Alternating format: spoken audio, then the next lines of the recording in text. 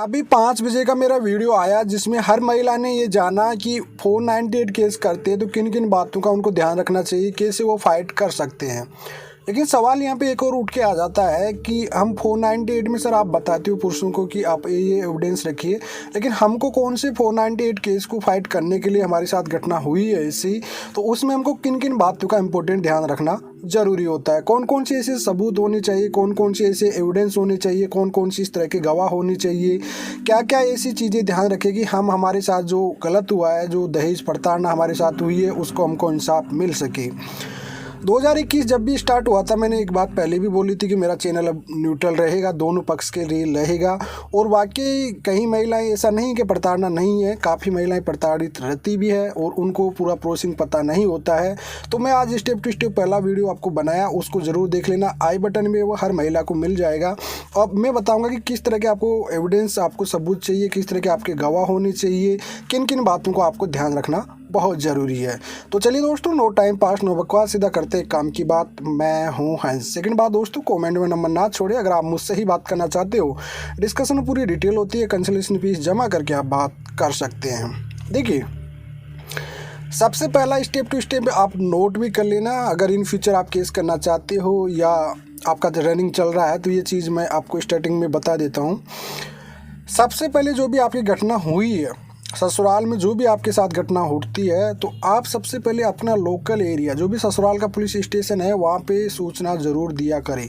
जी हाँ, हर महिला को मैं बताना चाह रहा हूँ कि अगर आपके साथ ऐसी कोई घटना घटती है तो डायल 112 पे करके आप एक सूचना घटित कर सकते हैं कि मेरे साथ ऐसी मारपीट की जाती है, दहेज के लिए उकसाया जाता है। कंप्लेंट आपको नेसेसरी होता है हर किसी को अपना केस स्ट्रॉन्ग बनाने के लिए। सेकंड बात, उसके बाद आपके जो भी मैटर हो रहा है, जिस तरह के आप लोग हो रहे हैं, इस तरह के आपके साथ मारपीट कर रहे, चाहे वो सास हो, ससुर हो, आपकी ननद हो, आपका हस्बैंड हो या दूर के कोई भी रिश्तेदार हो, अगर वो आपको किस तरह से उकसा रहा है, जैसे आपकी सास वगैरह, पेरेंट्स का ज़्यादा रोल आ जाता है कहीं पर, या आपकी ननद का कहीं पर रोल आ जाता है, तो उसमें बार बार कहते हैं तुम्हारे पिताजी ने क्या दिया, कच्चा माल, ख़राब माल है, उकसाना एक तरह से।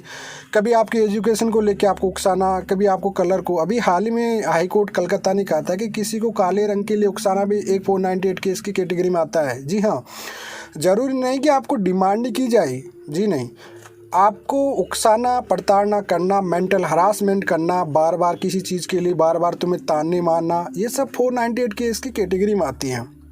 तो इन चीज़ों के लिए मैं पहले वाले वीडियो में भी बताया था कि भाई कोर्ट चलता है जो सबूतों से चलता है, पुलिस स्टेशन जो चलता है वो आपको पता ही है, आरोपी से चलता है, लेकिन कोर्ट सबूत से, तो सबूत आपको इसके ज़रूर चाहिए। तो आप स्टेप टू स्टेप, आपके स्मार्टफोन का कमाल है, ये सब में मैं बताता हूँ भाई, स्मार्टफोन से अपना एविडेंस तैयार करिए।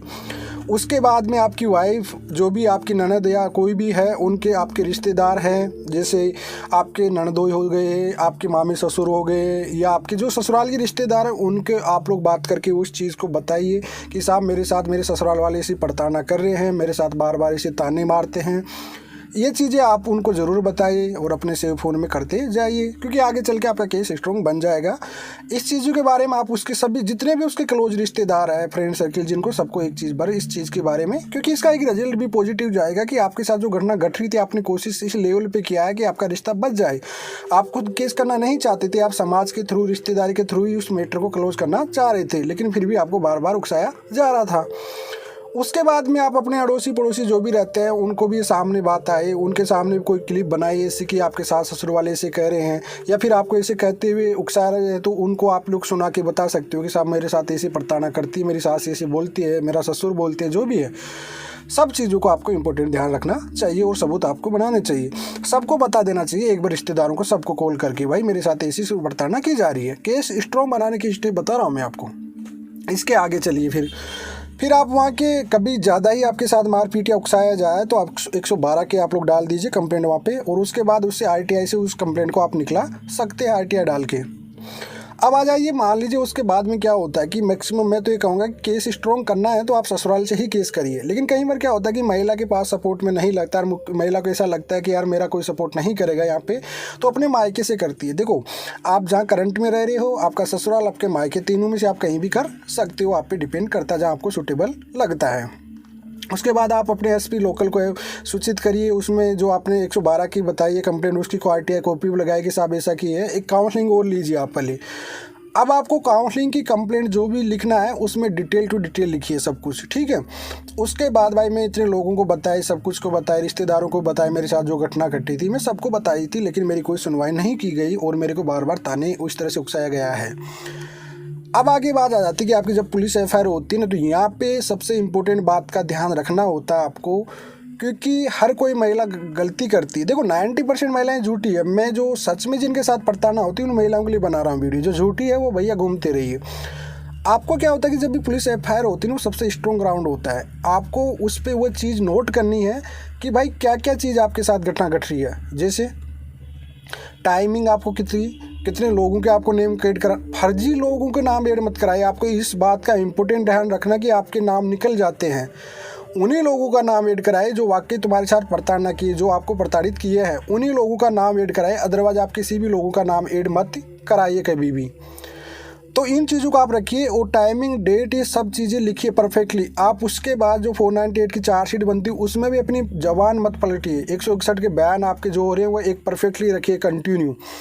और उसके बाद जो चार्जशीट में आप दे रहे हो उन चीज़ों के बयान भी आप रखिए। कोर्ट में भी जो बयान है सेम बयान रहनी चाहिए। आपके टाइमिंग, डेट सब एक सेम टाइप की रहनी चाहिए। अगर आप डिफरेंट टू डिफरेंट करते हो तो आपका केस फिर झूठे केस की तरफ चला जाता है। तो ये सबूत आपको इकट्ठे करने हैं तो 101% आप केस विन कर जाओगे। आपको किसी भी प्रकार की कोई दिक्कत नहीं आएगी। आई होप ये वीडियो में 2 पार्ट बनाए हो, दोनों पार्ट आपके लिए काफ़ी इंपॉर्टेंट रहेंगे, हर महिला के लिए सपोर्टेबल रहेगा। फिर भी किसी महिला को दिक्कत हो आप मुझे कमेंट में पूछ सकते हैं। चलिए आज के लिए इतना ही। जय हिंद।